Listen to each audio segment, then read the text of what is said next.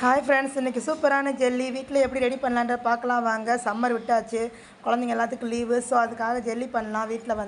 வீட்டில் இருக்க மூணு பொருளை வச்சு ஜெல்லி பண்ணலான்னு பார்க்கலாம். ஜெல்லி பவுடர் மட்டும் வாங்கிக்கலாம். பால் காய வச்சுட்டு அதில் சர்க்கரை சேர்த்து நல்லா கரைஞ்ச பிறகு ஒரே ஒரு ஸ்பூன் ஜெல்லி பவுடர் போட்டு நல்லா கரைச்சிடலாம். கரைஞ்சதுக்கப்புறம் நான் பிளாஸ்டிக் மோல்டு தாங்க எடுத்திருக்கேன்.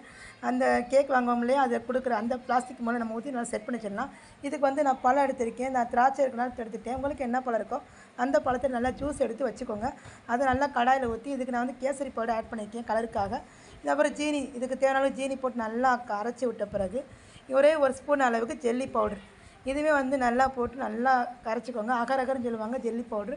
இதை நல்லா சேர்த்து நல்லா கொதிக்க விட்டு இதை வந்து நம்ம ஆல்ரெடி பால் எடுத்து வச்சுக்கோம்னா அதிலே வந்து நம்ம ஊற்றி செட் பண்ணிடலாம். செட் பண்ண பிறகு நம்ம ஒரு ரூம் டெம்பரேச்சரில் 1 ஹவர் செட் பண்ணால் சூப்பரான ஜெல்லி ரெடி ஆகிடும்.